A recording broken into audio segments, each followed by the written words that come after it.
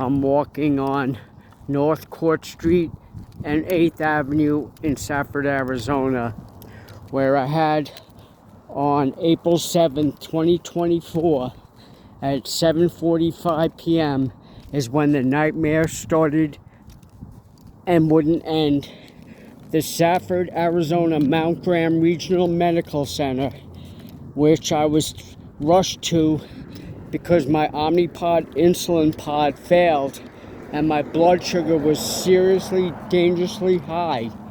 And I would have died if I didn't get treatment, which I almost died anyway, because the Safford, Arizona Mount Graham Regional Medical Center refused me insulin, which I requested for, an insulin drip.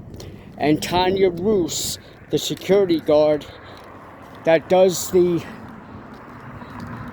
security for the hospital, who's a humongous woman, enjoys beating the crap out of a man who's suffering from severe diabetes and cancer.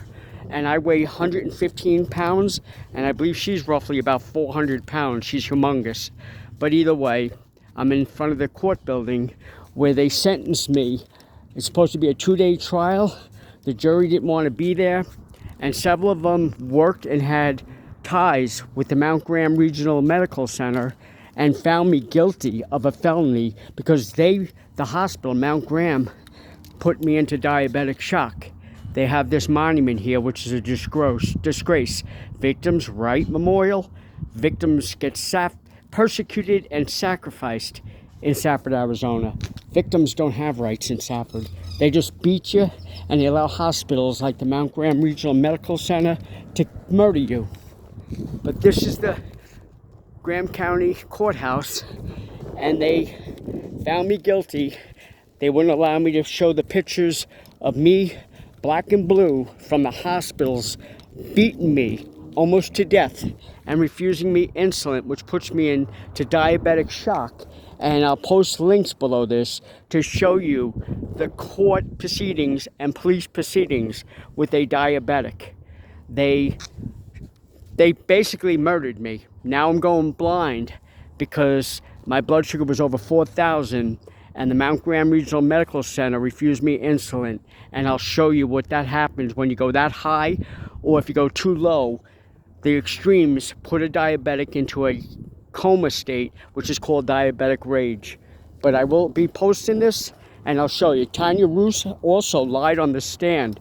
She turned around, she said that the only reason she attacked me is because I threatened Dr. David Bryce's life, which I never did. And Dr. David Bryce was on the stand, and they asked him if I threatened him, and even he said no. But they allowed Tanya Ruis to lie and say she only attacked me because I was threatening to kill Dr. David Bryce.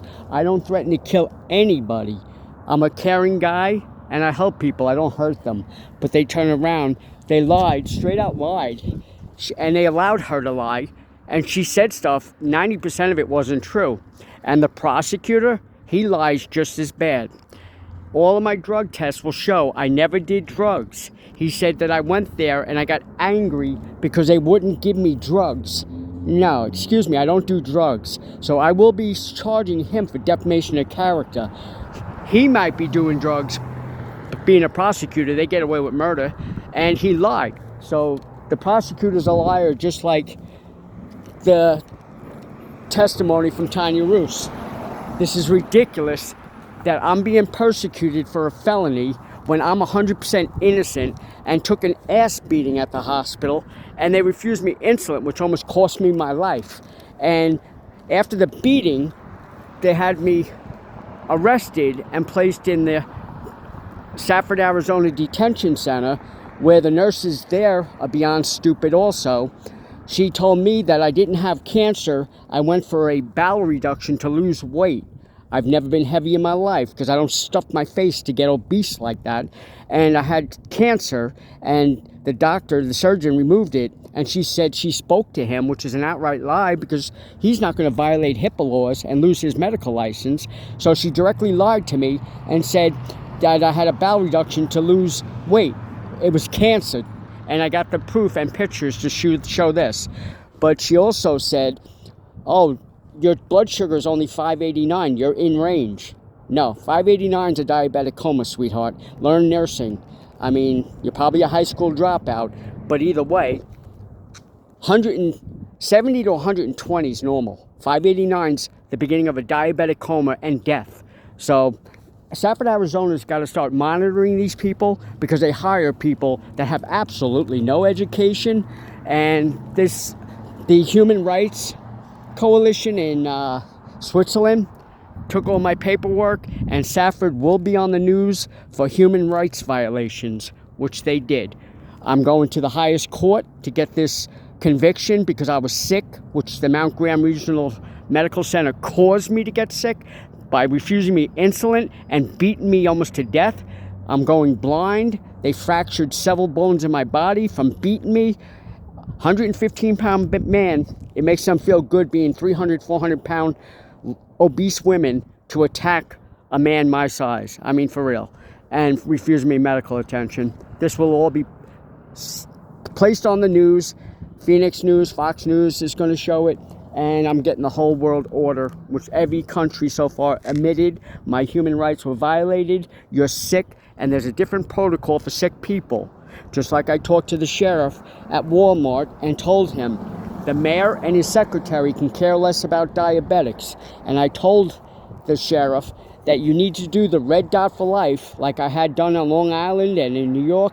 The red dot on the back of a driver's window means if you pull over somebody with a red dot and they're erratic because of their blood sugars like myself, you need to look in their glove box and it will tell you what to do. That I'm not a threat, it's just my mouth says things sometimes that I shouldn't. But when you're getting beaten down by the medical system that's supposed to help you all the time, you kind of get a little distorted on your thinking, especially when you're in diabetic shock. Because the medical system just murders diabetics, and they have no compassion, and they just kill you, diabetics. They hate diabetics. And Stafford, Arizona, if you're sick, do not move to this part of Arizona. It's the worst place, because the Stafford Mount Graham Regional Medical Center kills 8 out of 10 people. They must have a big stock in body bags.